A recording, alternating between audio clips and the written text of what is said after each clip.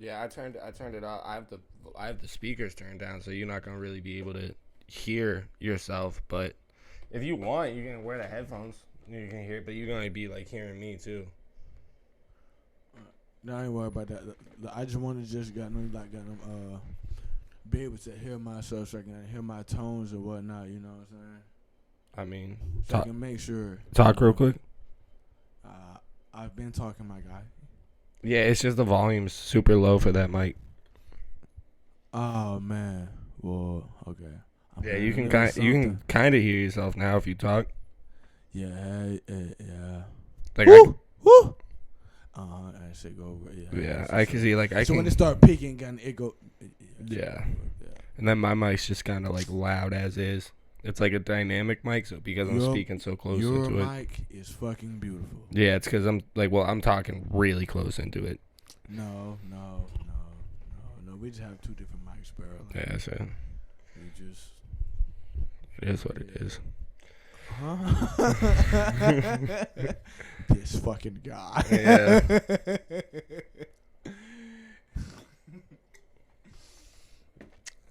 But we watched Dynamite on TBS. What day was it? Sir? It aired Wednesday. I think we watched it on Thursday. We watched it on Thursday because I downloaded it Wednesday night. I watched a little bit Wednesday night, and then I finished watching with you. Yep.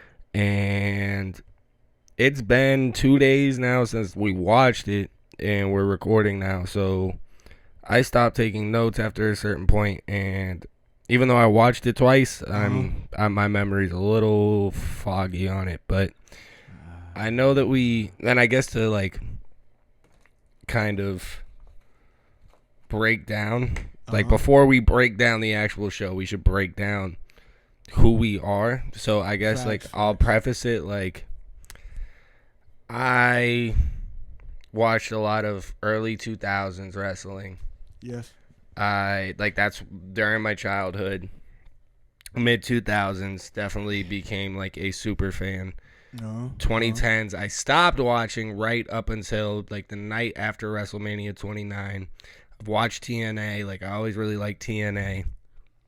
And I guess what I'm getting at is that I watch more than just WWE, and I've watched a good portion of my life. But you just kind of watched during like the golden era, like the Attitude Era, like beginning of the Ruthless Aggression, and then you followed with like you kept up with the product, but you didn't really like follow wrestling. Like you didn't watch weekly like as you got older, right? Yes. Before I get into me real quick, you said that you stopped around. So I stopped watching wrestling in my childhood, like around 2010. Like it was probably like right after they released SmackDown versus Raw 2010. Like once they started getting really PG and like really Super Cena, like right after like all the Legacy shit. Like right before like Legacy split up, and then I guess like Randy Orton fought them. Like that's when I stopped watching. Okay.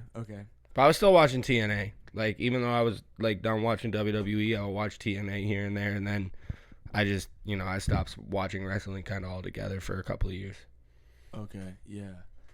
Now, me, you feel me, glad to meet you motherfuckers. My name is McConaughey. You know what I'm saying? I started watching wrestling, I think it was 01. It was the motherfucking... It was when the Hardy Boys and the Undertaker had a feud. You feel me? And this is when like the Hardy Boys had Lita. You feel me? At this time, you feel me? This is after they done did the whole the Brood shit. This, that, and the third. But as you feel me, Down was saying, I dropped off. You feel me, from this motherfucker, but I definitely kept up because like that shit hurt my heart. That shit hurt my heart finding out, what's understood and got to be explained. You feel me? And I'm just keep it simple as that. You feel me? For the motherfuckers who still think, He watched wrestling when it was good, so there's like no reason for him to be watching 3 hours of Raw a week now. And around that time, and when it started to get to that shit, that's when goddamn, I think that was like around like the second or first time Stone Cold came back when he had the motherfucking, when he came back on the ATV, right? Bingo, Yeah, got hell yeah. Yeah, the camo jacket, and then, you feel me, and that was around the time The Rock, said, just bring it, bitch. You feel me? And that was on goddamn USA. Mm-hmm. Like, yeah. Cause that was when got the TNN turned into USA, and then boom, they got that. Yeah. Yeah. I feel you there. Like I watched from WrestleMania 21 to 25. I think I watched some of 26, but after WrestleMania 26, I was out till after WrestleMania 29, which in retrospect it was just like a 3-year break. But the reason why I say this is that okay. I watch a lot of wrestling, and there were people on this show that I have no clue who the fuck they are. Okay. What show are you talking about? Dynamite. Dynamite. Yeah, the one that we watched. Or the AEW. Yeah, the AEW Dynamite. So the show started. It was a cold open with Joe, so there's no intro music, no fucking fight the fuse, Dynamite. Like, it's just, we had Joe coming in. He just has a promo about beating MJF.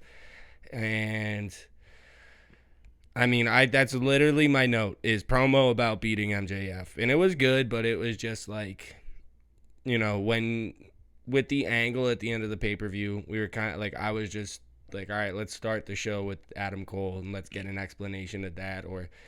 But they did do a really good promo with Joe, where Joe's just talking about how he beat MJF and how he took everything away from him and all this shit, and now he is the world champion. Yeah, like literally like the cold open. Yeah, that shit was got no random. Yeah. But then he did say, you may be a scumbag, but I'm a heartless son of a bitch. And I thought that was kind of cool. The show then there goes into a recap of the pay-per-view that happened on Saturday. And then we get Adam Cole, Wardlow, The Kingdom, which The Kingdom came out, and I could not for the life of me. I don't want to step on your toes, but this is not a smart idea. Like, you got this open bottle, and then you got. Yeah, I just don't want to keep this by the laptop either. But I'll put it behind the TV, I think. I ain't trying to step on your toes, but got all that damn. I feel like if I put it on the ground, I'll kick it over. But I think right there is good. Yeah, that's true. Yeah. That's true. That's true. Either or. What you saying though? So after the Samoa Joe promo, we have the recap of the pay-per-view with just video highlights of everything that happened at Saturday and World's End. And then we get Adam Cole, Wardlow, Roddy Strong, and The Kingdom, which of course were the Devil and his masked men. And I'm looking at The Kingdom as they're in the ring. And I'm sitting there and I'm going, is that Mike Bennett? Because I know one's Matt Taven, because I've always heard of the name Matt Taven from like all the Ring of Honor shit. Yeah, okay. But I was like, is that Mike Bennett? Because he looks like Mike Bennett, but he also just looks like a generic dude. Like, honestly, there's like 3 guys in this faction that look like they could be like in Bang Bros. Like, Wardlow looks like a guy you would find in Bang Bros. And Mike Bennett looks like a guy you would find in Bang Bros. I don't even have a lick of the promo of who the fuck you're talking about. So the way I got this shit scheduled, I got it like 1 through 3, because like the way I got it, like, look at this. You feel me? Mm-hmm. The very first match was the Orange Cassidy and Dominique. Okay, yeah. Yeah, and then you feel me? I got the random shit. Don't worry about that. And then it goes to the Ominata and then the Maze. And then after that, you got the Christian Cage, you from Your Baby Daddy segment. Yeah. You know? And then after that, you got the Asian and Darby nigga. Yeah. And see. And then after that, there's the 4-way, right? There's the 4-way happens after that. Yeah, and Beretta, Cage, Vikingo, and Kevin Lee. And last but not least, the main event, Swerve and Garcia. Okay. So I do have some notes for the promo, but the promo, like, basically the people that came out, right? They're the whole masked men that attacked MJF. Before the Orange. Before the Orange Cassidy, like the opening segment.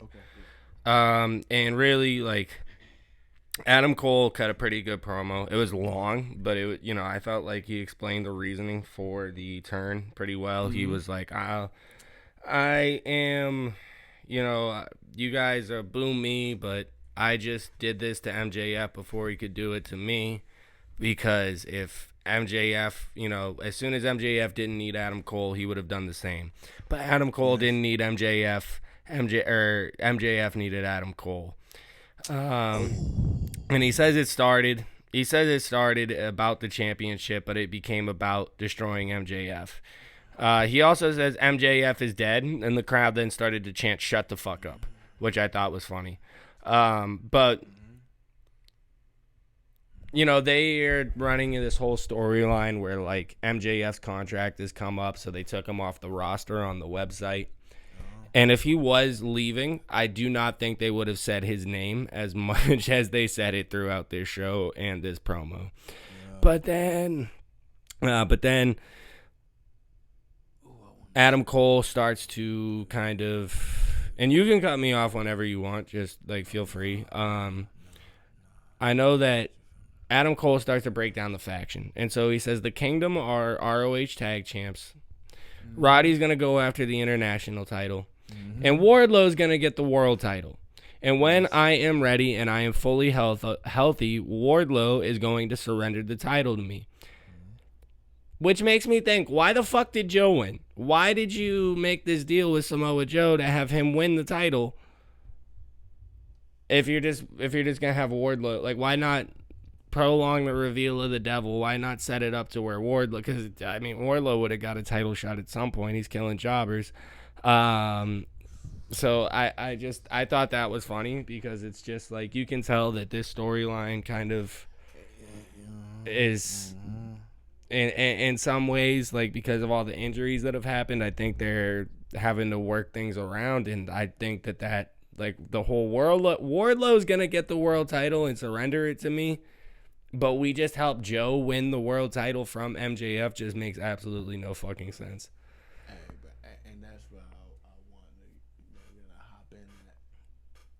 You feel me? Because obviously this is y'all first time hearing this politic about wrestling as wrestling fans. You know what I'm saying? But we've done had this conversation multiple times, or a couple of times, on specific topics at least. So I'm about to get them bust them down real quick. Pause. What the fuck? Yeah. But like, yeah, okay. Alright, so cool. Alright, okay. So, Dom, you being the more intricate motherfucker, you know what I'm saying? Like, if I was to describe our wrestling thing, like, I can't really describe it, but I would definitely put you feel me, as a cornet, and I'm a cornet too, but at the same time, like, more. Man, fuck all that. Let me get it. I think it's like that you're like the cornet in the aspect of like how you think wrestling should go, and I'm like cornet in that aspect, but I also kind of have like the historianism, if that's a word, that like Cornette has, where it's like this motherfucker knows, like this motherfucker knows. Like, I could tell you about a Jim Brunzell match. Like, bro, when I was in my wrestling days, I thought I was in his, socks or shoes. Then you meet a motherfucker. You know, obviously time done passed and whatnot, but nigga, and then you meet a motherfucker and then you got no, oh shit, oh, damn, oh, you know that? Oh, tell me more, like, oh shit, like, yeah, but this motherfucker, y'all gonna find out kind of later on in the conversation. But my question was like, okay, what's the last thing you said? You were saying something about the. So I was just kind of breaking down how Adam Cole's like introducing the faction, and he says, well, Wardlow is going to win the world title, and then he's going to surrender it to me. But the whole storyline has been that the Devil just worked with Samoa Joe, which the Devil is Adam Cole, to get the world title belt off of MJF and onto Samoa Joe. But their plan is to have Wardlow win the fucking world title. Yep. So, okay. yeah. So my question was, because if you really pay attention to this wrestling shit, right? We already knew, right? Mm-hmm. Adam Cole was the Devil because they already foreseen that shit. So my question to you, Dom, why would they make it that obvious and then, 4 months later? Obviously, it's for story purposes. Well, I think a lot of people. Why would they make it that obvious? I think a lot of people thought that this whole Devil. It's gonna fool the dummies, but motherfuckers who really love wrestling, like they seen that shit from afar. Like, you feel me? Like, it was foreseen, and then obviously it happened to fruition. Yeah, I think that there's a lot of people that thought like that this would be the end of the storyline, right? But in a lot of ways, this is kind of just the beginning of the storyline, and I think it's okay to kind of tell an obvious story like that, because the one thing that I think Russo had a problem with is that you'd have a story, there'd be a logical way to go, and then he would just, so many dirt sheets were reported, or so many people would, kind of already know what the big reveal is going to be, that he would have it be somebody else just to have it be somebody else. So I kind of like the fact that they teased it being Adam Cole so much, and then said, well, it is Adam Cole. But I just don't like the reasoning, the explanation of what the faction is, because they're like, okay, well, we want Wardlow to win the world title to give it to Adam Cole, but they all just did so much work with Samoa Joe to get Samoa Joe the title. So, I don't understand that at all. But after he says that, Jay White comes out. And Jay White was the first person that the Devil and his henchmen attacked. So he says, I don't really care that you turned on MJF, but I don't like that you used me for collateral. And then he says, but, I got my boys with me. And then the Billy Gunn's kids come out. And they hit the ring. The Acclaim. Yeah. No, the Acclaim's the other team. Okay. That comes out right after this. Okay. So they hit the ring. They get in. When I say they, Jay White and the Guns, they hit the ring. Okay. Wardlow gets fucking Adam Cole out the ring. So now it's the Kingdom and Roddy Strong versus against Jay White and the Guns. And they have a little 3-on-3. Wardlow comes in. He starts to clean up. Then the Acclaim comes out and everybody clears the ring. This I thought was really funny. Is the Acclaimed are leaning over the ropes, shouting to the outside at Adam Cole and shit. And the doctor for AEW is sitting there no, he's not clear. He's not cleared. You can't jump him. He's not clear. I saved that. I didn't. I get to our notes. Said this dude the introduction. Oh my god. He's just no. He says no. You can't do that. You can't do that. Which I was like, wait a second. This is. I just thought that was so fucking funny because I've never seen. In all my years of watching wrestling, I've never seen the doctor be like, you can't beat up the heel. He's hurt. I've never seen that. I've seen the heel run away, but you know what I mean? Escape, but they literally all just stood there behind one doctor, and the doctor was waving, no, you can't. And I thought that was really funny. And then the Bullet Club, Gold, and Acclaimed all kind of stare at each other in the ring, and the crowd's chanting for them to scissor. The Acclaimed. Yeah, so I think I skipped over that. I think I skipped over that. You were talking about, And then another 3-piece. Yeah, the Acclaimed and Billy Gunn come out to even up the odds, and that's where everybody slides out. All the heels slide out the ring, and Doc Samson's there going, "No, you can't." Adam Cole's knee, he's pointing to his knee and like making like an X with his hand. He's like almost doing the Charlie Brown dance where you put your hands on your knees. And, like it was. I thought that was so, because I've never seen anything like that ever. Like not in anything that I've ever watched have I ever seen the doctor be like, "No, you can't jump him." So that was kind of funny. But after that, the Bullet Club Gold and the Acclaim, because those are the 6 guys in the ring that were coming to fight the Adam Cole and the Devil. They face off. The crowd chants for them to scissor, and the Bullet Club Gold just kind of bounce out the ring because they're still heels. The Acclaimed are still big baby faces, so for them to have a coming together moment would have actually been a turn for the Bullet Club Gold, and they don't want to do that yet. But you can tell that Jay White, like when Jay White was feuding with MJF, I actually really liked it, and I would have liked him to be a world champion, but it was just not the time to get the belt on him. But I thought it was funny because Excalibur then on commentary says, "There's a lot of history between these men." Yeah. And I was like, well, yeah, Billy Gunn is the father of the Guns, so I'm sure there's quite a fucking bit of history between these men.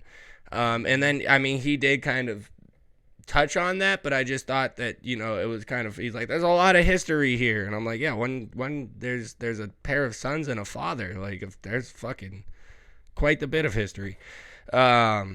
I gotta take him. But I just, bro, it was just like, I was like, bro, like, what? How the fuck can you just? They really, really undersold the fact that, like, oh shit, Brody. This is my thing Brody. Is Billy Gunn and the Gunn split up, and then Billy Gunn joined the Acclaimed. They haven't touched much since. They haven't done a lot to like be in the same ring together, and it would have just been like they undersold the fact that that's probably the first time the Guns have been in the same ring with Billy Gunn in quite some time, and they were just they rolled it. There's a lot of history between these men, and I'm just like, no, that's you could have really sold the fact that, oh my God, are these two, are the boys gonna, reconcile with their father, like that kind of thing. But it was just, oh no, these guys fought a lot. So that was fucking great job there, Excalibur. But after that, we got a recap on Eddie Kingston winning the big Continental Classic on Saturday at World's End. So he's a triple. That's towards the end, bro. Well, no. This they just. First match was the Orange Cassidy. No. They did a little video package before the Orange Cassidy match. Okay. Because but they just did a quick recap on him winning that, and then we do get Dante Martin from versus Orange Cassidy, and yeah, that's what I'm saying. Yeah, that's the first match. Yeah, that's the first match. Yeah, we just got through the opening segment. But there was that match, and I mean, I have some notes on the actual match itself. One cool thing though was fucking shortly into the beginning of the match, they go to the outside of the ring, and they throw, like, I forget who gets thrown into the guardrail, but somebody gets thrown into the guardrail, and there's a guy. Yeah, I think Dante Martin gets thrown in the fucking. Yeah, I think he gets thrown in the fucking. And there's a guy dressed like Dusty Rhodes right behind him in the crowd. And the whole crowd is just chanting Dusty. Also, during this match, I spotted a sign that said WWE is fake. Which I thought was just hilarious. But, I mean, this was a pretty cool match. There was, Dante Martin came out with his 2 tag team partners. Orange Cassidy came out with Hook and Danhausen. Which I guess Orange Cassidy just has a bunch of friends because he's like in the best friends with Trent and Chucky T. The dude with the back powder. Yeah. Also, if you so a weed head from high school, that's a gimmick now. Who, the kid with the hoodie? Yeah. Do you know who that is? White backpack. Do you know who that is? I don't know who the fuck that is. That's Taz's kid. The same way goddamn when Christian was on stage, it was him, that and the kid. He's from my protege. You're like, who the fuck is it? Is this who the fuck is that guy? yeah, but go ahead. I mean that match was cool, but I think we like all knew Orange Cassidy was gonna win. But yeah, there was a guy outside the crowd in the crowd that was dressed like Dusty Rhodes, and when I think Dante Martin got thrown into the guardrail, he was like right in front of the guy that's dressed like Dusty Rhodes, and the whole crowd was just Dusty, Dusty, Dusty. And I was just, way to get him into the match, boys, because, yeah, they really care about the fucking match right now when they're chanting for some guy that's dressed like Dusty Rhodes in the crowd. But AEW. I have AEW. I have fucking, like, literally 2 notes about this match. Okay. Like, I have the match, I have 4 notes, really. I have the match about the WWE's fake sign, or I have the note about the WWE's fake sign. Same. I have the note about the Dusty Rhodes guy. I have a note at the beginning of the match that says basic lockup. I have OC rolling spit into springboard. I don't know what that means. And then I have the fact that Orange Cassidy won the match. So that's all my notes about the match. So if you have more about this match, fucking go right ahead. I bet. I'm finna cook, right? So my first, let me pop this off like this. It was Orange Cassidy, and we're talking about the first match on Wednesday, and what was that called? Dynamite? Yeah, right? that's Dynamite. Okay, so Dynamite on Wednesday. The very first match, Orange Cassidy versus Dante, what? Martin. Dante Martin.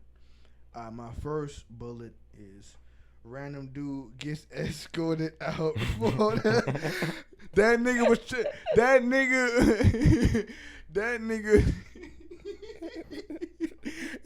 He really tried to make himself seem like be seen. he around left. And he was in all the main cuts, like when they was pointing like. Everywhere the hard cam was a hot girl, they were showing him. Oh, that's what it's called. Yeah. The hard cam. Yeah, hell yeah. He did that shit like 3-4 times. And then the last time, hell yeah, you see him got there running to the right. And then you see motherfuckers got there. I'm like, oh shit. Oh, so that's how they.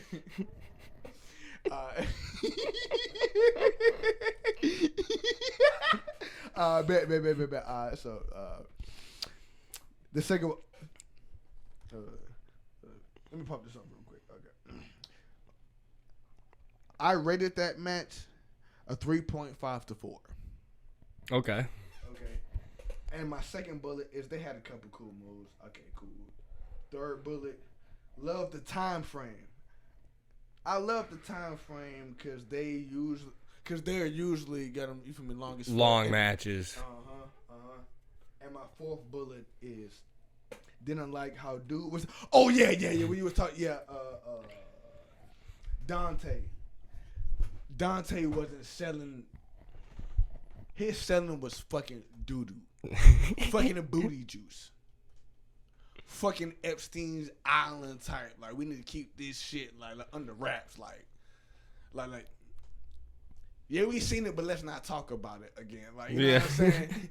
Even though we're talking, you know what I'm saying? Like when Orange Cassidy was got them doing Dante against the barricade, selling was trash. And then when Orange Cassidy, he got them did like the 2-leg drop, and then that motherfucker got them Dante. He got them went to like the lower turnbuckle, and then you feel me got them Orange Cassidy got them. You feel me? He did his smooth kicks. He only did like 2, and then he got them dead. You feel me? Like the regular stomps. Yeah. And they weren't selling that shit. Like he wasn't bouncing. He was just using his arms. Like he literally just. I'm like. That's what's holding them back. Like they got the one thing about AEW. They have the personalities, but they don't got the talent. Yeah, we gonna get to that later. When we get down. I definitely think they lack a little bit in the selling for sure. Mm-hmm. But Orange Cassidy ends up winning the match after he hits his little fucking jumping forearm type shit, the orange punch. Hook and Danhausen come back out to the ring to like celebrate with Orange Cassidy. Top Flight, which is Dante Martin's team, comes back out to like pick him up off the ground. Yeah, I remember that. So then they all like stand and they're like going to like shake hands, and somebody fucks up, like somebody in the production fucks up, because then they start playing Top Flight's music, but they're supposed to hit Private Party's music because Private Party's about to come out. So they're like doing this whole should we shake hands, should we not? The wrong music plays. They then look around like, why the fuck is the wrong music playing? They shake hands, then Private Party comes out. And honestly, since I've started watching AEW again, I'm like, where the fuck is Marco Quinn or Mark Quinn, whatever the fuck, like Isaiah Cassidy's partner in Private Party? And I guess he's been hurt this whole time because he came back out and he, they said, oh, who the fuck is that? That's the other guy. The same gimmick. So when the guys came out with like the red rope and they cut the promo at the end of that match, one of those, not the guy with the usually wears the do-rag and is like with Matt Hardy all the time. Yeah, the other guy, he's been hurt for I guess like the past fucking year and a half. But they come out and they say, we're here to put all the tag teams on notice. They name some tag teams. They go, that means you, that means you, that means FTR, that means the Young Buck, even the Hardys.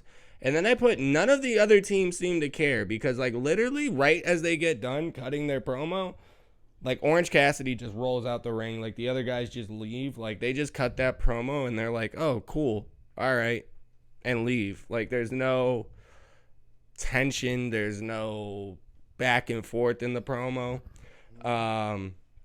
And yeah, none of the other teams seem to care that Private Party is back, but I do think that's cool because they were a big part of AEW when they first started. And I always felt like Mark Quinn was going to be the star of that team, but I guess the injuries have set him back, and now Isaiah Cassidy's gotten over because he does the whole, you know what I mean? So he does that whole fucking thing. Then we get a little video package with House of Black, and they say challenge accepted. And the whole time I'm like, who are they accepting a challenge on? What happened? And then thank God they said FTR, because I would have never known they were accepting a challenge from FTR. I didn't know there was a challenge. I don't watch the Saturday Night Show. Okay. So that literally was just lost on me, because I didn't know that there was a challenge at all. I didn't know the FTR challenge House of Black. I didn't know they were in a feud. I had no clue of any of this. Renee is backstage, the blonde interviewer girl. She's backstage. She has a segment with Swerve. Oh, you just running it through? Yeah. Yeah. Cool. I mean, just cut in wherever the fuck you feel free, bro. Wherever the fuck you want to. Bet. But you about to hit it, bro? I got. I was getting into the Renee promo with Swerve, where Swerve's backstage. Yeah. He said, "No, hold on." Yeah, go ahead, because I don't have many notes for this. So this is my goddamn random shit. You feel me? I only got 2 for the random shit. Swerve's promo. Matter of fact, fuck all that. Majority, 95% of all the promos that was cut this Wednesday on AEW Dynamite was fucking booty juice. Okay. Yeah. I'm going to say that one more time for the motherfuckers that's not listening or who's taking a smoke break. Every promo that was cut was fucking booty juice. No acting, no conviction. The only motherfuckers that actually goddamn did they thing on a wrestling note, if you're a real wrestling fan, whether you know if it's you know what I'm saying, or not, you know what time it is. Like, 'cause there's, you know, like there's a tier, and So okay, Swerve's promo, lackluster. I don't know whether it was the crowd or the energy while it was being cut, but I do appreciate the fans getting toward the end. You feel me? When his little Paul Heyman, his little lackey, yeah, he was like, "Whose house is it? Whose house is it? And then they all did Swerve house behavior, like a lot of them promo, like it was. Swerve is over, and it's not because of his promo skills. It's not because of his promo. Like his promos, this happened last week too. Last week he had a match, and then they came back from commercial, and it seemed like he didn't know he was about to have to cut a promo right there. And this week I was like, okay, so he would know he's cutting a promo here.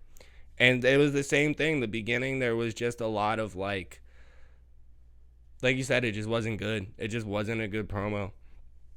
He did say, I respect Daniel Garcia. He has to go through pain. And he talked about how Daniel Garcia earlier in the show, because earlier in the show, I don't think I put this in my notes, but that's fine because it gets referenced here. And I remember what he's talking about is Daniel Garcia cuts a promo about like Swerve's, and he pretty much cuts a promo on Swerve's entrance theme. He goes, you talk about big pressure. Well, what are you going to do when big pressure makes diamonds?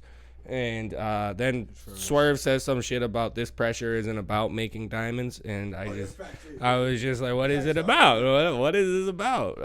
And Swerve says he will be world champion this year, and he calls out Joe. Yeah, so that was that promo. That was that promo. I'm going to dive a little bit more. Yeah, I have two notes about this promo. Every promo cut before Swerve's promo was trash. Before Christian's? No. Before Swerve's? Yes. Yeah. Yes. I mean, Private Parties was literally nobody cared. Swerve's shit was trash too, in my opinion. But, like, I don't know, like, and then the other thing was, all the promos that was like, is it like? Well, jumping ahead just a little bit, right? Because after this, we have the Mariah May versus the Queen Automata match, and I actually sent you this matchup graphic. I got notes for that. Yeah, I actually sent you this matchup graphic on Instagram when they announced it, because in their matchup pictures, these look like two of the most beautiful women on the planet. Bro. I was just wow. Wow. Yeah. My only note for the actual match is you only got one for the match is Mariah May wins. No, it's Mariah May wins. That's my only note one for that for the match. God. Yeah, because it was just like what it was a lot of Mariah May just having the upper hand. But this is what I'm saying about the promos too. This is what I'm saying about the promos, and like I'm glad you brought this up about the promos. After Mariah May wins, right, and they have her cut a promo. But before a certain point, it's a baby face fucking promo, and she's obviously a heel. She's cutting a promo about how I wanted to be a wrestler since I was a kid. I'm here in AEW. I can't even believe it. I'm like, this is a baby face promo. Up until she shit on New Jersey, it was a baby face promo. Bruh. And when she did that, the whole shit on New Jersey shit, that shit wasn't hitting on nothing. No, it's cheap heat. You feel me? So for the Aminata versus Mays fight, I ranked that a 4.8. Real niggas. The fuck you? I want you to keep rating these matches. I want you to keep. I want you to rate these matches every time we watch, because that's hilarious. Bro. Are you doing out of 10 or out of 5? 5. Okay, yeah. Keep rating these matches. I bet. So, my first bullet. Them motherfuckers was going to fuck. Them motherfuckers was going to fuck. Goddamn.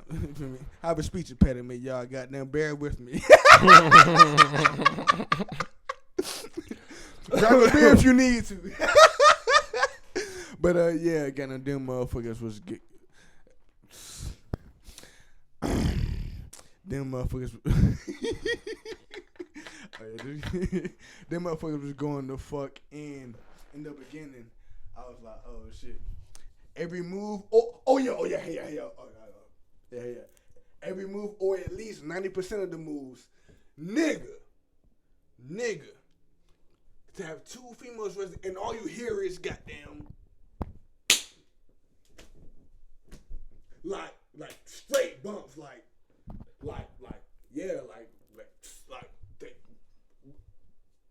Did you feel the same way? So I'm gonna be honest with you. I knew it was Mariah May's first. They was cooking. I knew it was her. That's right, I knew it was her first match in AEW, so I knew she was gonna win. But I have to rewatch the match. But I will say this. Bro, I will say this. on, I didn't bro. think there was nothing bad about the match. Like I thought the match was fine. Nothing like blew me away, but. Yeah, I do kind of remember they were throwing a lot of hard shots. They were throwing a lot of hard shots. He said they were having a fucking New Japan match. They were having a New Japan match with two chicks. But real nigga. Boom. I got so boom. So my third bullet is Ominyata have a nice goddamn ass. You know what I'm saying? But that's not the hero there. That's not wrestling related. Aminata, I will say, like her face is just absolutely like sculpted from the gods. Like her facial features, she's almost like I like, bro. I would like if I were the booker, if I were Tony Khan, I would have put her as a top main event woman. Like she'd be challenging Tony Storm right now. Okay, so the reason why I gave the Ominyata versus Mays 4.8 rookie, yep. The reason why I gave it a 4.8 out of 5 is because even though the match was short, it gave us everything we all want. Right. If you can get it done in 6 minutes, then fucking go. Yeah, all more power to you. Next bullet. It should have been longer to establish why the newbie won. Because that was an amazing match. And you already know the whole thing. You feel me? You want to put a new person over. Yeah. But, like, why you going to do it that quick? Now you're shitting on the person that she and especially in the match, like you can do it quick if the other person gets no offense, but they did kind of have a back and forth match. So to end it quickly, it is kind of weird. Bars all through, but it was just 3 minutes. Like what the fuck? But like, that promo afterwards is the weirdest thing in the fucking world. It's the weirdest thing in the world because they asked Mariah. Bro. Mariah's like, I love that I'm here. I dream to be a wrestler. I'm in AEW. I'm like, that's a babyface fucking promo. Brody. You see this last bullet right here? Mm-hmm. Promo was ass as fuck.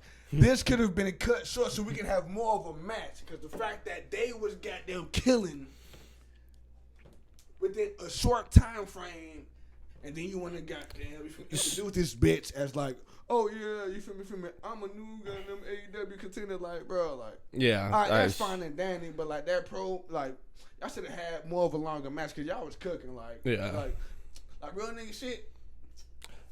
And that's the one thing that they do say about the promo kind of killed the match because the match was only was great. Minutes, the match, but they did at least like 13 minutes of work, like, yeah, like they was out there goddamn earning their respect as women. Yeah. Women wrestlers for so it was, and it's funny because I was thinking about this before this promo. I was like, oh shit, they're in New Jersey. I was like, it's a shame MJF isn't on this show because like I had surprised nobody shit on New Jersey yet. So Mariah May comes out and cuts this, and it's funny because then in the next promo, I think Christian shits on New Jersey too, but Mariah May then cuts a promo. Renee's now in the ring. We saw Renee on this show like 11 fucking times. Like 11 fucking times Renee was on this show. Who the fuck is Renee? She's the backstage interviewer. Yeah, bro. She was like all over the fucking place, bro. So she, like, Mariah May cuts this fucking babyface promo about, I've dreamed to be a wrestler. I'm here in AEW. I love the fact that I just had a match. I won. And then she did it. She did not know what the fuck to say. So the only heel line. You know what? Let me sit on New Jersey. Yes, the only heel line was her going, well, I just wish it didn't happen in New Jersey. So Deonna Purrazzo shows up. And Deonna Purrazzo, I guess she is from New Jersey, so that's why she got a big pop. And I think I told you when we were watching, I was like, yo, I've seen her name so much, but I've never seen her work. Like, I've seen her name, like, oh, she should come to WWE. Oh, she's in TNA now. Oh, she should come to WWE. And so she shows up. she says, "Hey, I'm here for Tony Storm. I'm not here for you. So send this message to Tony Storm," which just instantly, you just debuted Mariah May, right? In a match. Then you had Deonna Purrazzo come and interrupt her promo and kill her. And then be like, "I'm not even here for you." So you kind of overshadowed. She trying to make that shit like a feud. She overshadowed Mariah May right away. How you gonna try to make that shit a feud? And this bitch just got here. And one thing that's really fun. And she not good on no mic. So you. And one thing that's. Where's Paul Heyman when you need him? Yeah. No, honestly, bro, it's like they give people that don't really need a manager in AEW, and then like the people that do need managers, and like Swerve has a manager, right? But Swerve cuts his fucking promos. All the fucking Nana does his dance. Swerve's promo too. I got some. One thing that was really funny about this is Deonna Purrazzo says, "Because I am all elite," like saying that, "Oh, I'm with AEW now," and Taz on commentary just goes, "Oh wow." I don't know why that made me die. Like, just went, "Oh wow," and I was just like, "Oh," like because he just completely undersold. Like his excitement, he was just, "Oh wow," and I was just dying, bro. I was fucking crying at that. He didn't have a response. No, Taz was like, man. And the camera rolling. That's the thing, right? You have Taz, bro. Hey, man. You have Taz. If you like, let's say Taz got wrote off of the. Let's say Taz got wrote off of the show 6 weeks ago. Taz could show up in New Jersey and get a bigger pop than Deonna Purrazzo, bro. Like, you know what I mean? He's like, "Oh wow." That's bound to happen. There's a little bit of bitterness in that. Oh my god. Okay. But that was. I think after this is the Christian segment, though, right? Christian comes out after this. Yeah. So after this is the Christian segment. Oh no. I'm about to say one more thing about the. Yeah, go ahead, bro. Like literally, just cut me off whenever you fucking feel free. Whenever you fucking have something you want to say, bro, just say it. No. And yeah, like. I bet. Okay, so I got. Even though the match was short, boom, whoever did that shit. Should have been longer to really establish boom. Seems like it was just to have the bullshit little back and forth. With Purrazzo? Yeah, hell yeah. Like, yeah. And then Purrazzo, from the Purrazzo, like. And once again, this is going back and from like that whole Wednesday, AEW Dynamite went 1 out of I think 6 promos, and the only one was the Christian one. But we gonna get to that. Yeah.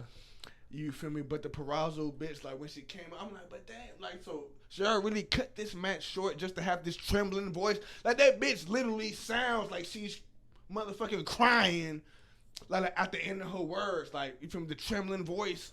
Like I don't know what the fuck that was. Like you feel me? Like. I heard some New Jersey in there, but it's just like her voice is just not. Like, she looked New Jersey more than she sounded New Jersey. Yeah, like I heard, but like it's just like what the what? This shit unnecessary. But anyway, so let's get to the motherfucking Kristen Cage segment. Yeah. And for y'all who do not know, this is Dom's baby daddy. Yeah, this is my all-time. This is my all-time favorite wrestler. This is my all-time favorite wrestler. People, not Stone Cold. I get, not The Rock. Not The Undertaker. Not Hulk Hogan. Not Ric Flair. Fucking Christian Cage, the instant classic. Yeah. This nigga need to go fuck himself. It's funny because I'll be like I'll never forget. I was at a party back in fucking when I was in high school. And like we were all, Porter was with me actually. We were like smoking weed out in the person's driveway. It was like me and like 5 other people. And we started talking about like wrestling back in the day. And they're like, "Yeah, who was your favorite wrestler?" And people are like, The Rock, Rey Mysterio, of course. You know what I mean, Stone Cold. And I'm like, "Man, Christian." And they're like, "Yeah, I think I remember him." Like, you know what I mean? Like, oh God, but you really got a backup nigga as your favorite person. Like, what the fuck? I think I remember him as crazy. like, Christian has definitely. Let me get my. Christian have definitely did his thing. Yeah. As a single, you know what I'm saying, dude. as a single character in TNA and in AEW. You know what I'm saying? And me personally, from my wrestling expertise, you feel me? Every time I seen Edge and Christian, it was always Edge. You feel me? It's Edge and Christian. Bingo, Edge and Christian. You feel me? You feel me? So the fact to see, you feel me, nowadays, you know what I mean? Like you see, got him Edge, and he's like the man. It's like, oh shit, and he's actually good at what he's doing. It's like, and I think is it the WWE fault? Yeah, I think so. For not. I think so because because the WWE definitely has a pattern. Vince always hated his look. Down bull, you know? Vince always hated his look. He wanted to put a blue dot on his face every time he came out in the TV. Why? He wanted that to be a gimmick. Why not Edge though? He said he looked like a rat. Why not Edge though, bro? Like the Attitude Raw's War got an early SmackDown era. A lot of these niggas really Canadian, bro. It's either you Canadian, black, or Samoan. Like, but what niggas say? Chris Benoit, Canadian. And if you're The Rock, you're black and Samoan. Jericho, Canadian. Edge, Canadian. Christian, Canadian. Bret Hart, Canadian. Bruh. Like. Bruh. So when you got them brought up that blue eye thing, like why do you think Vince potentially would have singled out Christian? He said he Christian just didn't Cage. like it. Like, to be honest with you, what I've always heard is that Vince said he didn't like his face. Him and Edge got the same face. Yeah. It just Edge just get like both of them got chiseled faces. I think when more chiseled, but they look like the same, like literally, fucking literally. I mean, I'm gonna be real with you. I don't think they cared much. Watch South Park. If you listen listen to this, gotta watch South Park. Once upon a time, you know what I'm saying? Got them. I don't think they cared much about Edge. To be honest with you, What?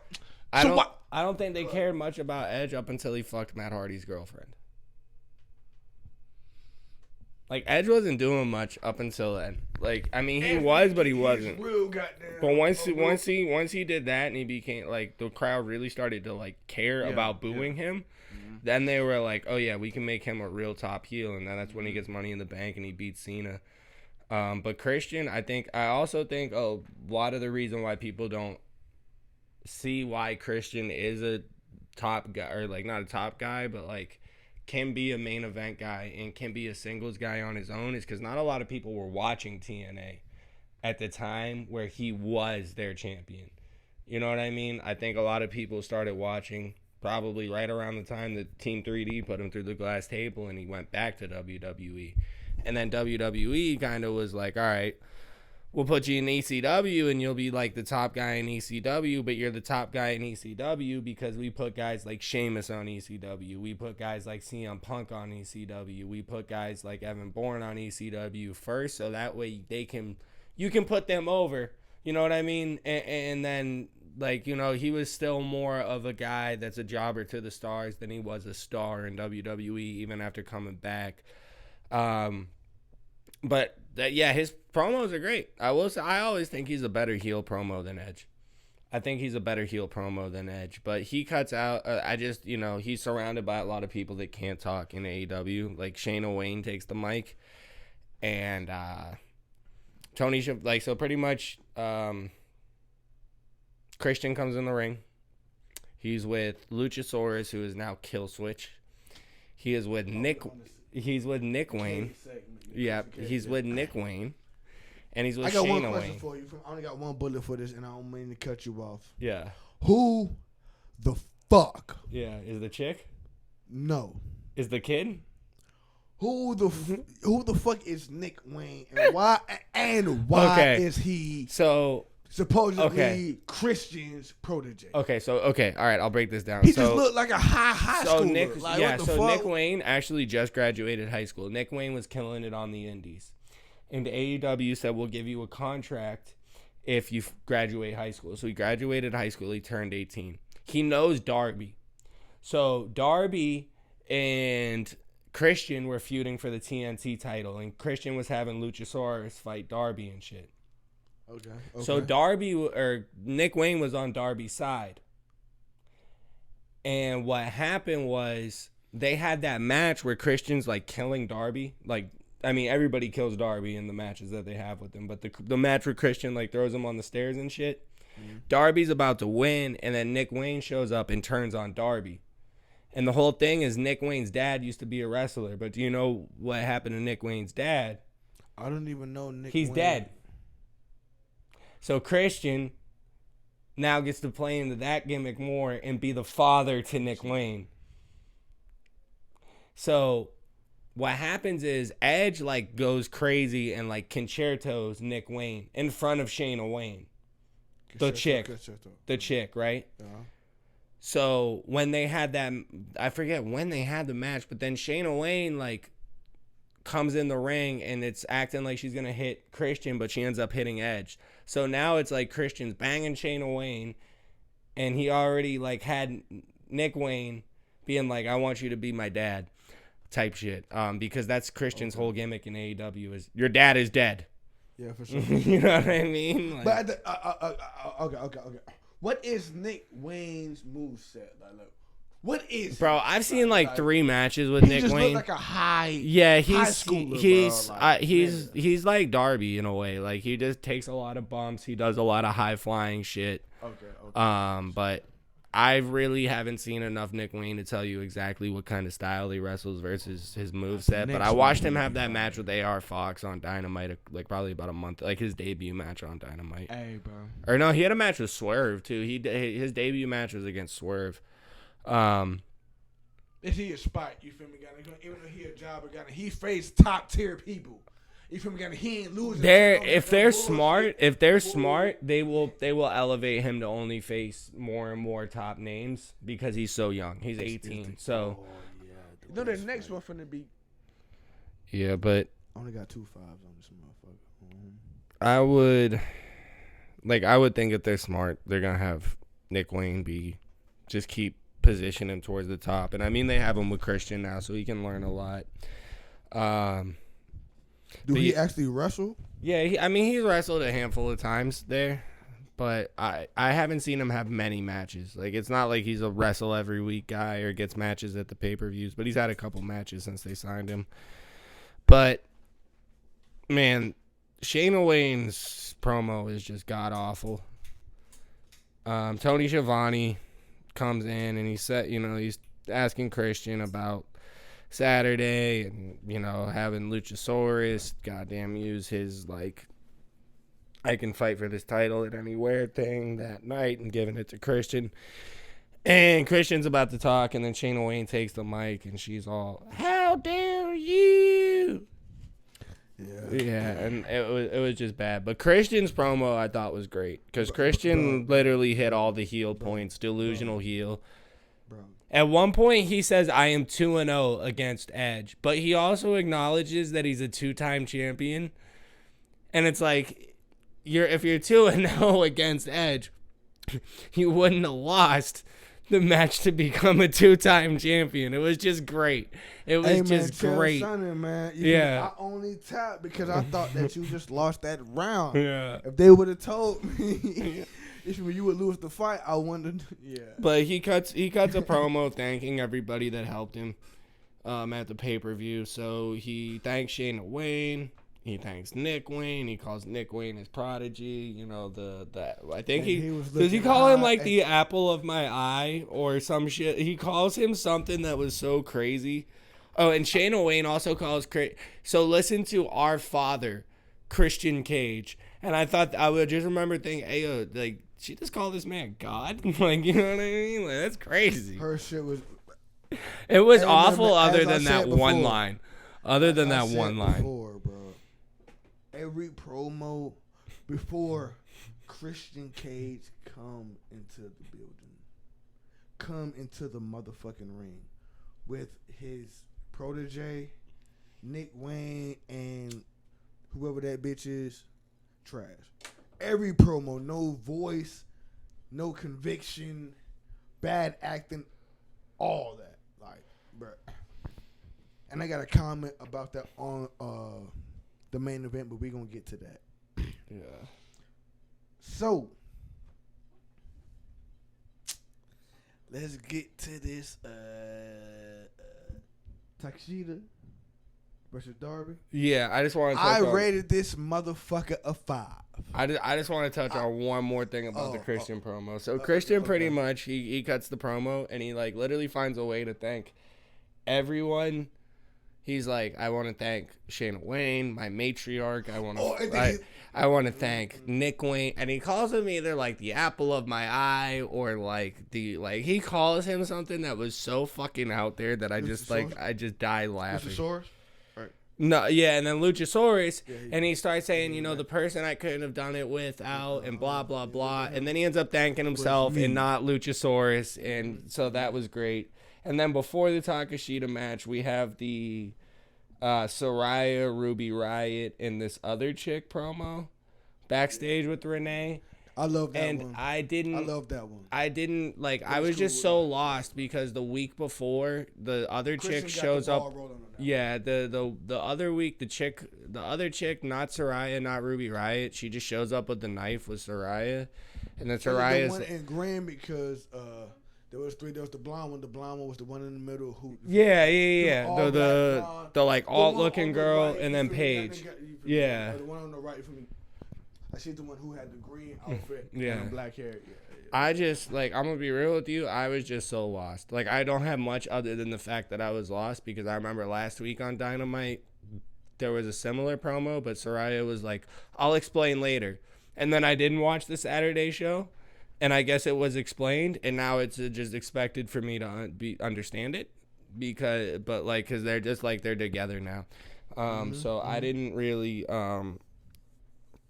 I didn't understand much, but other than that, right then there's the Takeshita Kanosuke. This is what I thought was funny too, is last week Sammy Guevara comes out and he's talking about the other guys in the Callis family, so Will Hobbs, not Kyle O'Reilly, Kyle Fletcher, whatever the fuck, and Takeshita. And you can see that Sammy Guevara forgets how to pronounce his name, so he just calls him Big Take. And I was just all right, I'm glad I'm not the only one that does not cannot consistently pronounce this guy's name, because it's Kanosuke Takeshita, I think it's Takeshita. Take shitta, yeah, literally, it's crazy. It's a crazy name. It's literally it's a crazy name to have. Hey, bro. Random question, can you spell Beatrice? Beatrice. Beat rice. Beat right. That's crazy. That's crazy. That's how you spell beat. That is crazy. Beat right. You just pronounce it different. Yeah. That is crazy. But yeah, you were saying you rated this. This was a 5. This was a 5-star match for you. Takeshita. Takeshita. Tashita. Fuck it. I guess the K is silent. That's Takeshita versus Darby. I rated it a motherfucking 5. Here's why. First bullet don't count. What I noticed immediately when they started wrestling. God damn. He's size difference. Beefy looking compared to fucking Darby, bro. Bro, I noticed the same thing. I knew Darby was a regular size individual. I ain't know how regular he was until he stepped in the ring with goddamn Bolo. Yeah. Oh, and here we go. Darby flying through the ropes into a knee is crazy work. That dive to the outside where he caught him with the knee. Murder. Both of their movesets was cool as fuck. And one thing, and this is not a note, this is me ad-libbing this shit. One thing that I do love about that shit, because usually you have a jobber, and then you have the motherfucker doing the work. And obviously, we would definitely put Darby in the Spike, the Spike, area territory when it comes to jobbers. You finna go out here and lose, but it's Darby had his moments. And obviously, goddamn Takeshita Tashida had his moments, but obviously Darby's taking more of the more spectacular bumps. But that shit seemed even though there's a big difference in size. Like nobody really got fucked over. Now let's just say it was Tashida versus Spike. Yeah, Spike's not getting that offense. Yeah. Like it's just gonna be like, oh yeah, Tashida just raped this man like raw, like he bareback dude, you know what I'm saying, type shit. Like, you know, yeah. Like even though you feel me, got Darby lost, it was an even match. Like they had. Let me get to the next one. So boom, both them moves are cool. The in-ring chemistry was fire. Hell yeah, boom. Oh yeah, the ending. Oh my god, that motherfucking the running knee, rope German, boom, into the running knee. To goddamn got to solidify this shit after all that. Yeah. Oh, what that shit you be doing then? What the chef's kiss. Yeah. Yeah. Absolutely. First 5. Yep. There was I like this match. I like star. this match a lot too. This was like one of the only full parts of Dynamite that I watched on Wednesday night. I watched this after Matt left, and I watched this on my phone, and I just remember like seeing all the bumps Darby was taking and just being like, Jesus Christ, bro. Like there were so many times he slapped his head against the ground. But there was one spot I thought was really cool. It happened like right before the knee to the outside, on the outside, is Darby just takes a back body drop. So he like comes off the ropes and Takeshita just kind of like tosses him up in the air. But Darby got so much fucking air. Like he got so much hang time. He went so high in the way he landed. And I think it's because a lot of guys just don't take back body drops like that anymore. That it just was so fucking cool. Like it was just so fucking cool. But yeah, I'm right there with you. I thought like it was a good job pacing the match. Like Takeshita had a good first like quarter of the match. Darby got his comeback, got his moves in, and then it became like a back and forth where then Takeshita just like literally and that's another thing. When's the last time you actually seen a German suplex off the top rope that hit? You know what I mean? The guy might land on his feet.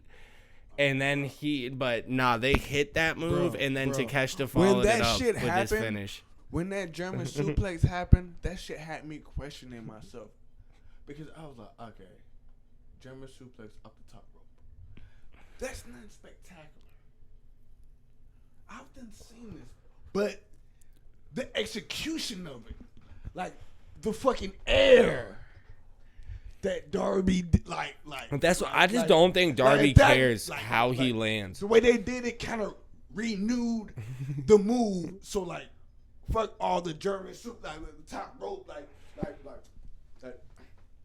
While we was watching it, and I was doing my notes, I was kind of battling myself like, how do I work this?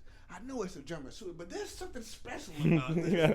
Like, it's nothing different. No, yeah, Benoit did this shit all the time. And it's just the way it's like once again, it's the way Darby like fucking ragdolls in the air, bro. Like Darby just ragdolls. Darby's like, and that's one thing I thought about after. Hold on, give me a goddamn second for me.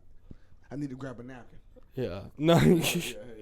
That's one thing I thought about with Darby, too. Like, after watching this match a second time, I was like, his selling is so good because, like, even in the air, you're just amazed at the bump he's taking. Like, the way he gets his hang time, you're just like, yo, what the... And then I really don't think he cares about how he lands on his body. Like, I just think he just lands.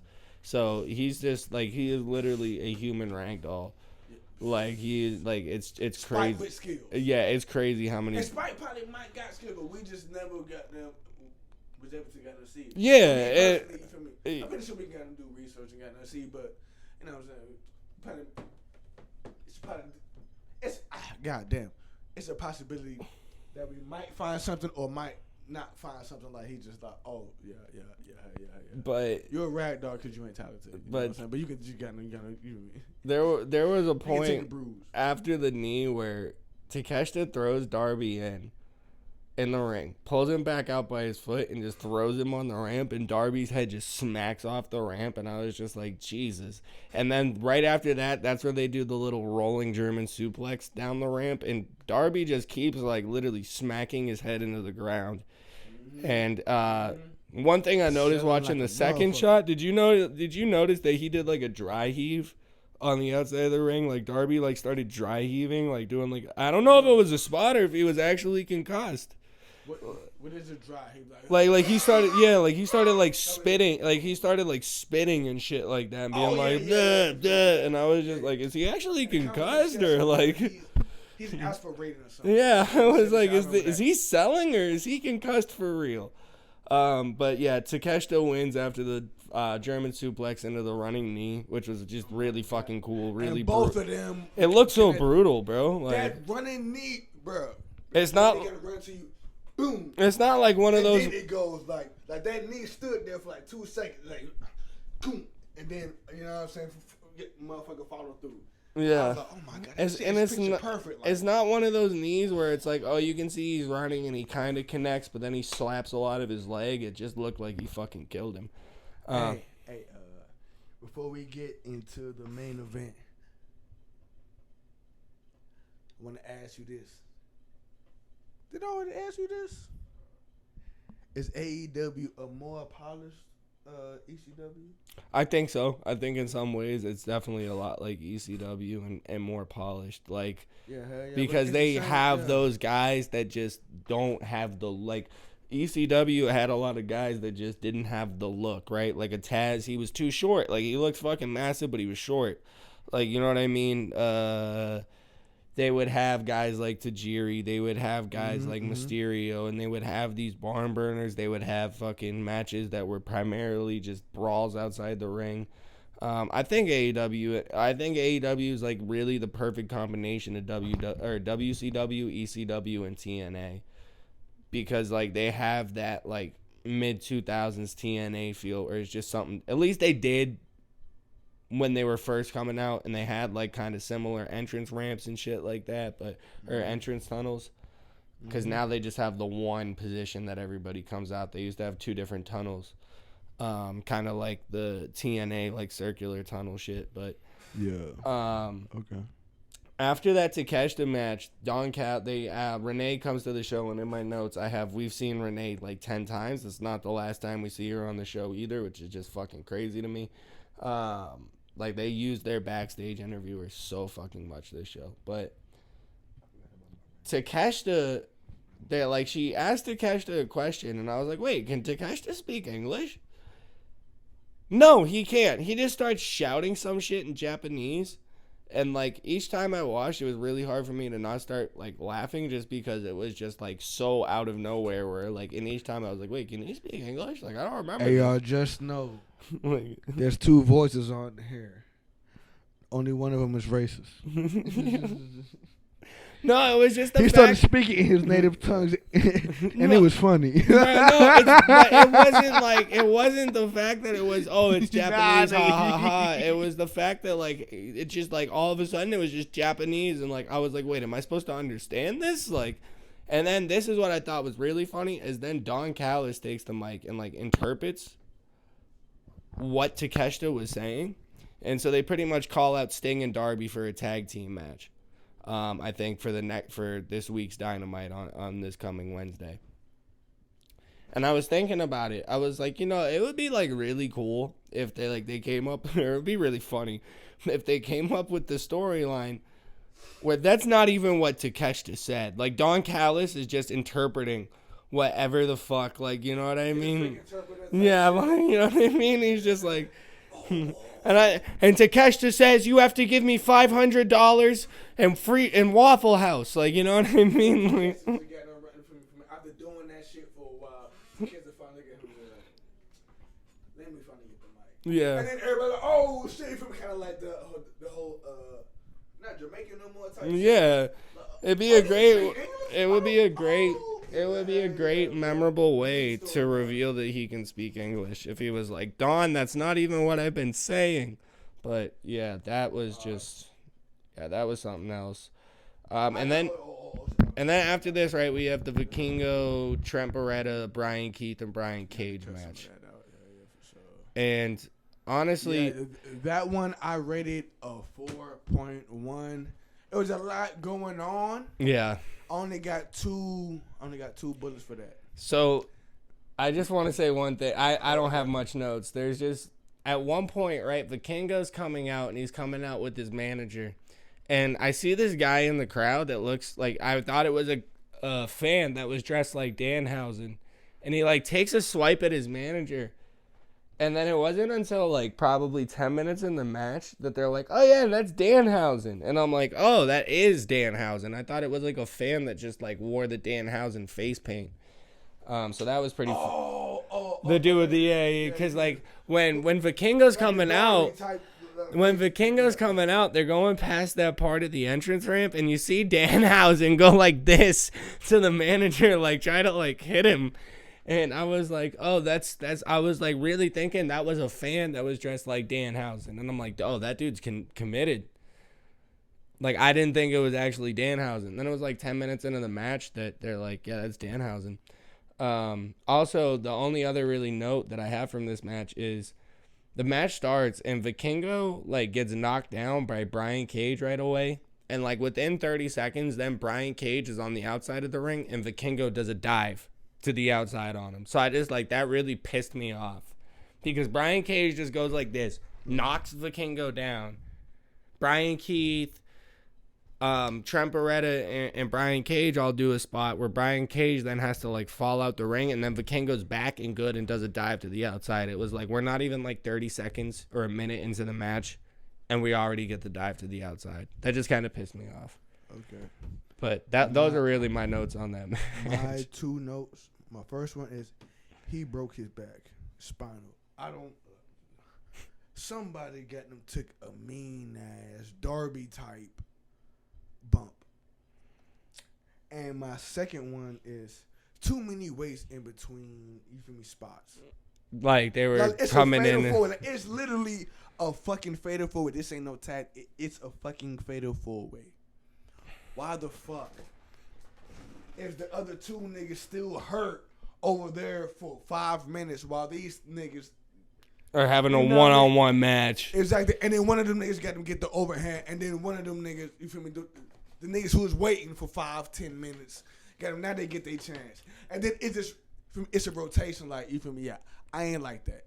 Yeah. That was like bro, like these niggas should be like, if the main camera is here and we watching these niggas beating each other ass, the other two niggas should be beating each other's ass like on there. The outside. It's a fucking fatal four-way. Yeah, like, why are we waiting? Like, y'all making it too obvious. Like, we already know.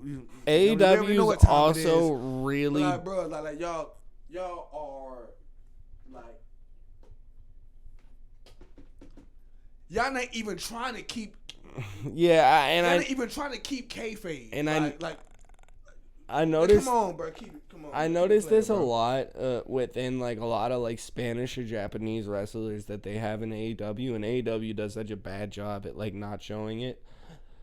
But there'll be a guy like Pentagon, there'll be a guy like Vikingo, like Takeshita, like Ibushi, and they'll be in a multi-man match, and you'll see them do this, just kind of on the outside of the ring.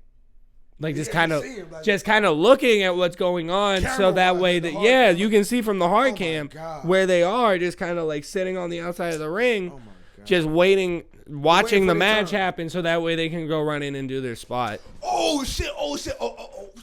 So I noticed it in this Vikingo match. I noticed it in a lot of Pentagon matches. There was one match, I think it was like the big match where Ibushi came back, and they had to like call for Ibushi because Ibushi was just walking around the ring waiting for his spot. I want to retract real quick. Let's retract real quick. Yeah.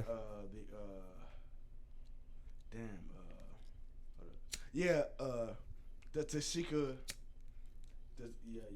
The Tashika Darby match before the motherfucking top rope German, and then he got no bust the whole shit.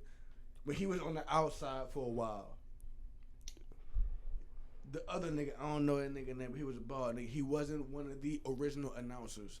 Oh, Don Callis. Yeah, Don Callis. Yeah. He got him tapped on. Like, and it's in the camera. You got him, boom, boom. You feel me? Got him look. Like when he first got dropped out, you feel me? He got him, boom, boom, boom, boom. And then when he got 8, 9, and he got him, boom, boom, and then he got them small. Like, oh my god. That shit. There, and I'm glad you brought that. I'm glad you brought that back up because there's a point right before I think the finishing sequence where Don's like saying some shit and like making signals to Keshta. The camera's showing it and they try to like explain it in storyline. But you gotta realize the ref's there a lot of times to tell guys their time cues, to tell what spots to hit, to tell we're going home now. If they can't speak that language of one of the wrestlers, that's why a lot of the times why like a Spanish guy will have a manager or a Japanese guy will have a manager. And I think that was Don telling him, get ready to go home. So I'm glad you brought that back up because each time I saw them do that, because I watched the show twice, like each time I saw that, it always stuck out to me. I'm like, is Don actually just telling him to go home right now? Okay. But Danhausen comes in. He curses Brian Cage at one point, which is when he did this shit, the dude in the face paint. When he did this shit and like pointed at the big swole guy. Mm-hmm. That's like his whole gimmick is he like curses people. I think Brian Cage goes to the outside. He starts getting beat up, and Trent Beretta ends up winning. I forget who he pins. I forget how I know he hits like the Dude Buster or whatever, but I forget who he pins. Brian Cage had some cool spots in this match, just doing a lot of strong guy shit. I would love if the Kingo would do the shit that you see him do in like indies. Like Vikingos had some good matches in AEW, but I feel like clips that you send me of Vikingo doing cool shit, they're usually in like fucking high school gyms or like malls. You know what I mean? It's never like when you're on national television. The man says not for the allow you to do that. Yeah. I mean, his match with Kenny Omega was great, but since then I really haven't seen him do anything super cool in AEW. And I don't know, man. He's a bait. Like I think they got him for that super cool shit. Now he's just like not doing it. Hey, player. Yeah. Hey, player. What's up? You ready to go home? Yeah. So we're at the main event, right? Swerve and Garcia. The main event. Swerve Strickland versus something Garcia. Daniel Garcia? Right? Daniel Garcia. I rated this motherfucker a 5.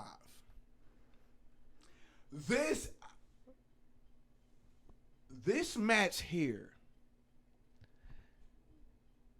This match was the only match that gave me WWE-esque tier. This was the only one. Okay, and I only got 2 bullets for this shit. Like, they started off great. Like, the whole match was fucking great. That's why I gave it a 5. Right? Mm-hmm. But in the beginning, you feel me? There's that one botch. You know what I'm saying? The sharpshooter? When they do the sharpshooter on the table and they fall off the fucking table? No. It was in the very that's beginning. the only botch I remember. Was there a botch in the beginning? Yes. I think it was like a rolling goddamn pin or whatnot. Or it was supposed to be a rolling pin, but then they made it work. You know what I'm saying? Yeah. I do remember. I remember what you're talking about. Yeah. In the very beginning, like yeah, when they're doing all the roll-ups. Yeah. Our match start. Boom, they cooking. Probably like 2 minutes, but then you feel me? The match beginning, boom, botch. You feel me? That was, you know what I'm saying? But it was very. Oh my god, damn, this is on. Fuck it. You know what I'm saying? But other than that, yeah. Beautiful. In all honesty, I stopped taking notes after the 4-way. Like, I just stopped taking notes after the 4-way because it just became so much to do at once. And I watched the main event in full the night before, so like I remembered it. But I thought it was a really good match too. And I remember right before this, right? I forget who's cutting. I think it's one of Danny Garcia's friends. It's like Daddy Magic.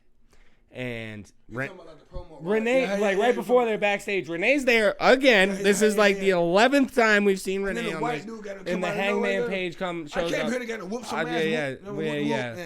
So yeah, his big thing. He was like, he's like the elite. He's in the elite, but he's like the young guy of the elite. So like they've always tried to make him the star of AEW in a way. Like a lot of people look at him versus Swerve like Stone Cold versus The Rock. Like, that's their Stone Cold, that's their The Rock. Which is crazy when you compare the mic skills of The Rock to the mic skills of Swerve. Yeah, he comes and he's like, yeah, I'm here to beat somebody's ass. And he's like, you know, it could be you. Give me a reason. And I thought it was funny. Like, I think he was, like, expecting the crowd to pop or, like, maybe he delivered. But he says, give me a reason, like, 3 fucking times. Which was just funny to me, but ain't no conviction. Yeah, nothing whatsoever. Even but Swerve got to pop. Yeah, Swerve got to follow and Swerve got to pop. But the promo he cut, ass. Yeah, it was not good. The motherfucker who cut a good promo, because that whole night was Christian Cage. The thing is too, he like his whole promo is, and we're gonna I'm gonna jump kind of super ahead here explaining this, but his whole promo is. Yeah, the devil and their goons jumped me and they put me through a fucking windshield. So I'm here to beat somebody's ass. And if it's not the devil or his goons, then it's going to be Joe. Or it's going to be anybody. Yeah, but then he just shows up at the end of Swerve's match after Swerve wins and just has a face-off and like a brawl with him. And it's just like, you already have problems with this guy. So you said, fuck it, I'll settle for this. Like, you know what I mean? Like, fuck revenge. Fuck revenge. I'm just going to go for the feud that I'm already in. But yeah, they had a really fucking good match. There were a couple botches. Like they did the sharpshooter on the table and they just kind of slid off the table. But I think that kind of made it look cool. Like it's just like, man, it's whatever I got to fucking do. If I got to take some of it and fall off the table, like I just put them in a sharpshooter for a second. You know what I mean? But Swerve did end up winning the match. He had there was one point in the match where he did his double diving like foot stomp shit, and that shit just looked so brutal. But then Garcia kicked out, and I was just like, holy shit, I don't even remember that. I loved that whole match. Cause once again, I already said, you feel me? That was the only match that had some WWE feel, like some real. If I can explain. If I can explain what I mean by WWE-esque, I'm talking about like quality. Yeah, because the Takeshita Darby match is more like of an ECW kind of alternative feel. I only got 2 5 yeah, stars, yeah, that was the first 5 because it's like an alternative feel. It's like this is something you won't see in WWE. Versus like the presentation of this match, the way they work this match, this is something you would see in WWE. The duration was good. The fucking movesets was cool, like a pin wide. I'm like, oh, Swerve got this, Danny got this. Oh, alright, cool.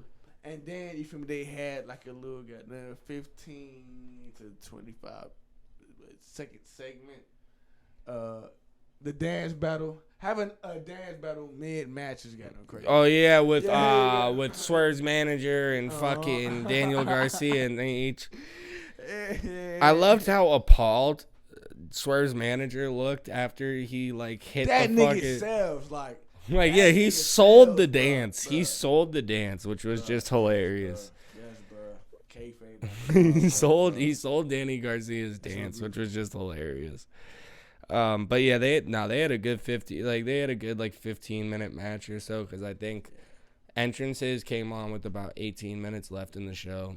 They probably had about a 12 to 15-minute match. There was like that minute or two of just brawling back and forth between Swerve and Hangman. So for a show that had no MJF, no Young Bucks, no Elite, or no Kenny Omega, no Daniel Bryan, no Moxley, it was a pretty all right show. Like I think it was decent. I think like the promos, some of the promos were god awful. Absolutely fucking awful. Majority. Yeah, like really everything other than Christian. But I mean, I think they did a good job of pacing the show, like as far as match, promo, recap, match. All right, this match is gonna go a little bit longer. Promo. You know, here's the match we all came to see. But it's you know, I'm interested to see when they bring MJF back and how they do the whole Devil storyline. We got a Sting match on Wednesday, so that'll be fucking fun. We gotta get to that. Get into what? I'm about to the MJF thing, but I'm about to end this one though real quick. This is the last thing I'm gonna say on this one. I already told y'all if you make this match was a 5-on-5. 5 out of 5, I should say.